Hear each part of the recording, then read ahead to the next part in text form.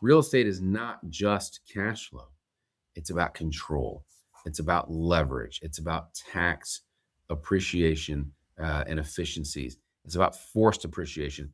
It's about structure, right? So those are kind of the deeper issues when you understand how that works, how that game works, the control, the leverage, the tax efficiencies, the forced appreciation, and how to actually structure a real estate transaction, then you understand that real estate is not just cash flow. Welcome, guys, to episode number 2 of the Robinson Review podcast. I'm your host, Todd Robinson.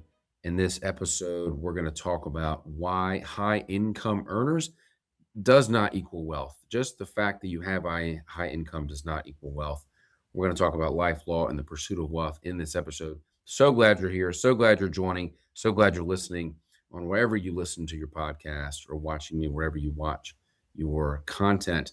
So last episode was, was my first episode I've ever done. Never hosted a podcast before. Certainly got a lot to talk about, and I'm excited to have this platform to really talk about it. And so hopefully people want to listen to me and people want to come and be guests on this podcast and have intelligent conversations about life, law, and the pursuit of wealth. But today's episode, we're going to talk a little bit about something a little bit different. We're going to talk about why high income doesn't equal wealth.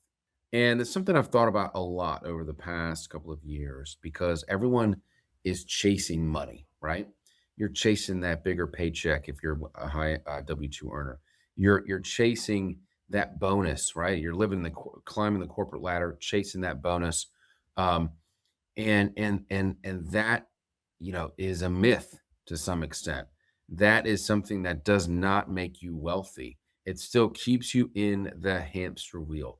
And I've represented, dozens and dozens and hundreds of clients, multimillionaire clients, some that are stuck in that hamster wheel and some that understood that wealth does not necessarily come from being secure, billing more hours or just working hard, right?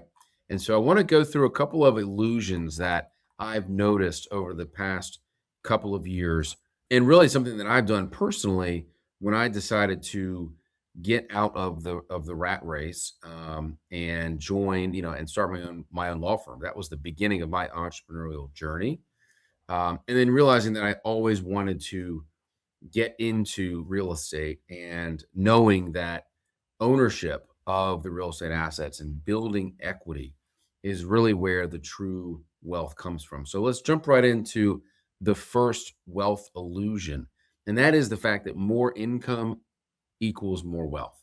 Okay, income is not that's just not the case, right? Income is transactional. Wealth is asset based. Okay, so salary is linear, right? You have your salary, you make this much, you work this hard, your bonuses at the end of the year. I mean, even, and I love my staff to death and I couldn't do my job without them, right? But I do hope that they will start their own thing one day. I had to learn pretty hard to not take it personally when someone leaves my law firm. And I'll do a quick tangent on that because, the first couple of associates that I had that wanted to go out on their own, I took it very personally, because we tried to create, and we create an entrepreneurial environment where, we support entrepreneurial lawyers who want to come in, build a practice, build it here. We got your support. We got your back. And so for someone to come in, work under me, learn for 2 years, 3 years, and then leave, taking all the knowledge that I've given them and I've trained them. It took a while to get over some of those, but now after, diving deeper into real estate and just kind of entrepreneurial efforts, I understand, I don't fault them for wanting to do that, at all, right? Working for someone else. If you're ever working for someone else, you're building someone else's dream. Think about that. You're working for someone else, you're building someone else's dream. Some people have to do that because they don't have the skills to go out and build their own dream, right? But if you've got, remember last episode, I talked about that fire in the belly. if you've got that fire in the belly and you want more for yourself, you want more for your family, and you're willing to take the risks to get there, then you got to make the jump. You got to do it. Right. And if you fall and you fail, then you fall and you fail. Right. Failure is not, bad. It's just another learning opportunity. So the first illusion we're talking about is more income equals more wealth, because equity is exponential, income is linear. It doesn't get you to your true goals. Second wealth illusion is that 401ks equals security. You put all your money into a 401k, you've got no control over the investments generally. It's market dependent. There's no leverage opportunities. There's no tax strategy. So, what are you doing? You're giving your money to someone else so that they can use it and benefit from it. Now, everyone has a 401k strat. I mean, I've got a 401k, right? I put money into it. But the idea here, the illusion, the concept is that that is how you get wealthy, right? If I just max out my 401k, then I am wealthy, right? That $50,000 that you could put in your 401k, you could put that up as earnest money for a real estate investment. Think about that, right? That real estate investment, if you're able to follow the strategies that I teach and close on a deal like that, bring in other capital, get a share of the profit, get a share of the promote, that $50,000 investment could turn into a $500,000 profit, right? Depending, lots of things depending. But that's the idea. That's the concept, the wealth illusion that I think people need to understand. The third one is that real estate is just cash flow. I've been hearing lately online is that, it's so hard to have rentals that cash flow. I guess that single family homes. I mean, for single family homes, for sure, you're not going to get wealthy, banking on $200 and $300 a month, and you just, you buy 20 homes, then that's going to be your cash flow. That is such a headache. You are buying yourself just another job, right? If you already have a W-2 job, you've just now got a W-3 job, if there's such a thing, because you just bought yourself another job and you bought yourself landlord duties, right? That's why every investor that I talk to that's in single family and they know the game, the scaling game is to get into multifamily for many reasons, right? Economies of scale, it's easier to finance. You can buy, the same amount. I looked at a 75 unit property today that we really like, really want to make an offer on. And if I went and tried to buy 75 single family homes all over Marietta, Georgia, it would be a nightmare to do, right? So real estate is, but here's the point that I want to make. Real estate is not just cash flow. It's about control. It's about leverage. It's about tax appreciation and efficiencies. It's about forced appreciation. It's about structure, right? So those are kind of the deeper issues when you understand how that works, how that game works, the control, the leverage, the tax efficiencies, the forced appreciation, and how to actually structure a real estate transaction, then you understand that real estate is not just cash flow, right? Illusion number 4 is I'll invest when I make more. I hear that all the time. Now's not the right time. I got to get through this part of life. I'm working with a guy right now, and he's he's a CPA. And once I get through tax season, I'll join the program. It's like, all right, man, but you could pass up a couple of great deals in the meantime, right? So there's no time that's better to take action than the present, than right now, right?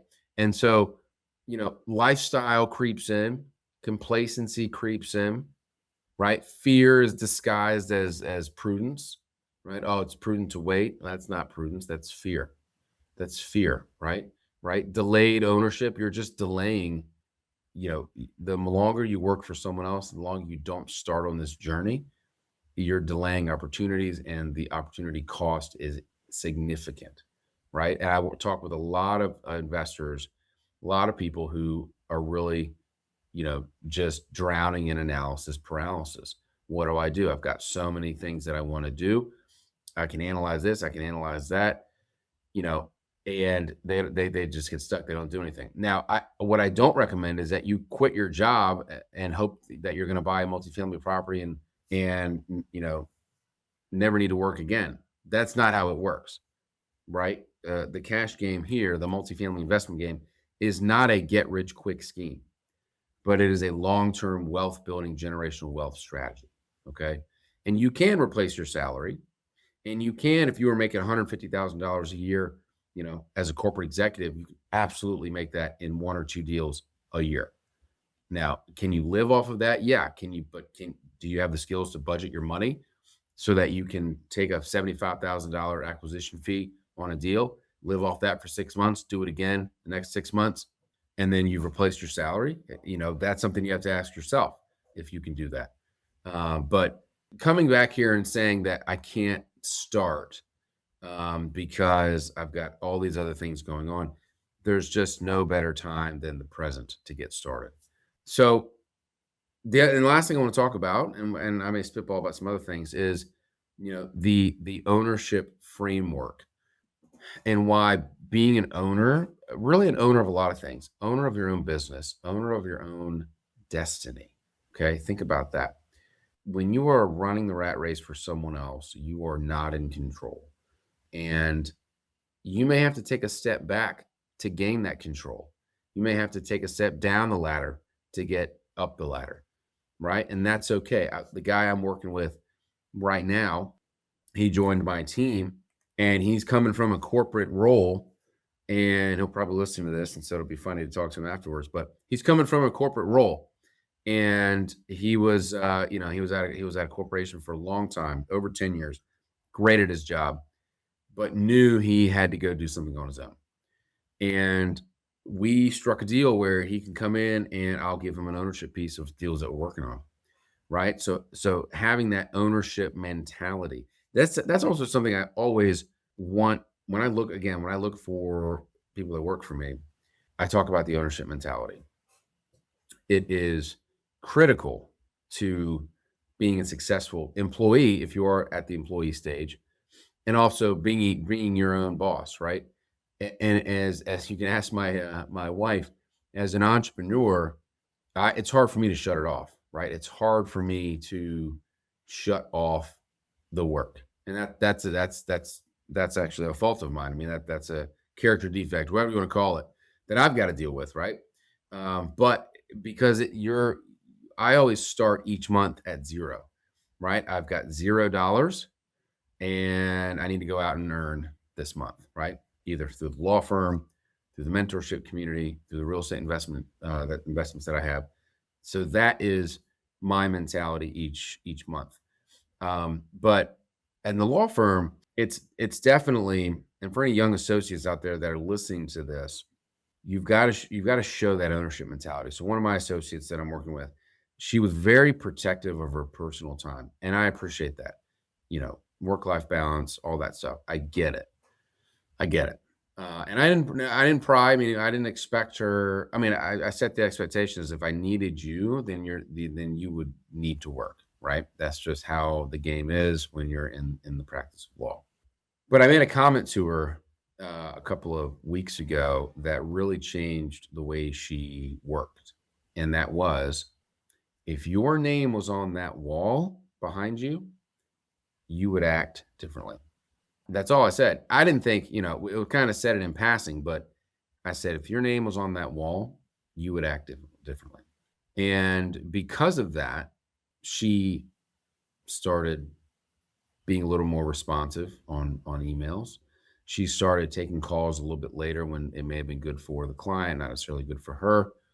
She'd work a little bit on the weekends. Again, this is not an expectation of mine. I didn't say she had to do this, but it showed me that she's thinking like an owner, and she's thinking like this was her firm. And that speaks volumes, right? Very appreciative of that initiative and that effort. So, but take that, extrapolate that story, and apply it to your own life, right? Are you taking the ownership mentality right now in what you're doing? Or are you working for someone else, just buying your time, working 30 years, and you're hoping to, build up your 401k and then retire? Guys, that is not how our future is unfolding. I mean, I'm 45 years old, so I'm not anywhere near retiring, but if I'm, in 10 years, 15 years, if I got enough money from other activities, I'm not going to be, I don't know if I'm going to be grinding away. I mean, it just kind of all depends on how things go. But the point is, you've got to take ownership over your life. right? Life doesn't happen to you. You have control over your life. You have control over your destiny. You have control over your future and your finances and your family and your faith and your fitness, right? All of that you have control over, and you need to have control over it and take ownership over all of that. And so that applies to real estate, right? For me, I decided to start building something, but I got that kick in the ass. I talked about it in the last episode. I got that kick in the ass where I was fired from my law firm job, and I'll go into this little piece here. My last law firm job before I started my own firm, I was so pumped to be there. It was kind of an elevated boutique, kind of corporate, mid-sized firm in Atlanta, very great reputation. And when I came to the firm, I already had a little book of business, 250, maybe $300,000 a year book of business. That's good. And I was a fourth year associate, something like that. So they knew I had the entrepreneurial skill set to go out and develop business, right? And the main, I'm not going to mention the firm, but the main managing partner, or the named partner, I wanted to emulate him, right? He was a cash machine when it came to building a book of business, right? I mean, he had, I don't know, probably a 10, $11 million book of business a year. Insane amount. I mean, he built an entire firm around him just generating that money and generating those clients. And so we were going after this one particular client. We had seats at the Hawks game, and we took this client out. And again, before I get into that, my review was the next year, and I remember I got a $60,000 increase in salary when I left the prior firm and joined this firm. I thought I was the richest man on earth. And so I had my review, and I brought in maybe $500,000 of business. And this was like, I was probably the only associate doing that at the time. And when we had the review, the partners were across the table from me, and they basically said, "You think you're hot shit, huh? You brought in all this money. You think you're hot shit. Let me tell you something. You ain't nothing. You've got this wrong. You didn't do this. You messed up on this. Your skills are poor here. You didn't do a good job over here." They really just broke me down. And they said, "It's great that you're developing business. We love that. But you need to be working on our stuff." And that is a grind that every young associate is going to have to go through that wants to develop their own book of business, wants to be entrepreneurial. It's hard because you have to do it nights and weekends. You have to work around it. You can't upset your partners. I mean, right now, me being in the position I'm in, managing a partner with a team under me, if they're out there grinding on their own work and not doing mine, then I'm going to be pissed, right? I'm going to have that same mentality, but I will coach them and appreciate what they're doing. They can't let the firm clients falter, but I'll have a different perspective than this other guy. So long story short, we were taking this client out, and this is a funny story. The one partner was like, "Okay, no one talk to the client, right? Like, shake hands, be cordial, whatever. But as far as communicating between the firm and the client, it's going to go through one person only." So I was like, "Okay, whatever." We went to the suite. We had floor seats, and so we went down to the floor. And I went down to the floor with one of the bankers. It was a bank. One of the bankers. Struck conversation with him. Had a great time, and the night ended. And then I was like, I forgot to give him a business card. Forgot to get his business card. I wanted to take him out, or at least email him and say, "Hey, great to meet you. Look forward to working with you." Whatever it was, something very cordial. I was not trying to go and be the man that they contact, right? But they took that as a threat and literally like fired me the next day. My wife was pregnant at the time. We had just moved into a new house. We have a really expensive mortgage, and I was fired the next day, freaking out. Okay. Tried to plead with them, and they just were like, "Nope." Like, I was tagged as like a rogue associate, and it was insane. I just, I couldn't believe it. And so after that happened, I started my LLC, I think the next day or the next night. And I still was talking to recruiters and seeing how if I could potentially fit somewhere else. But I started my LLC the next night because what I did is I had to call all my clients and I they all have my cell phone number. And I said, guys, start my own firm. The service will not change. The only thing that's changing is my email address. And here's the new email address. You all have my numbers. The case is continuing. Cases are continuing. The deals are continuing. And let's roll. They all came with me. I remember, I think it was February of 2018 when I ended up doing that, January or February. And I brought in $1 million that first year, right? $1 million that first year on my own, no overhead, right? I was working out of my house, and that was amazing, right? That was one of the most amazing years that year because I experienced the freedom that a lot of people yearn for. I was doing yoga in the afternoons. I was, working from home. I could, manage the money as freely as I wanted to. And so there was a lot of freedom that came with that. Now, as I grow the firm, that is restricted a little bit because you're not just solo, you're not just by yourself. And so that's something that you also have to consider.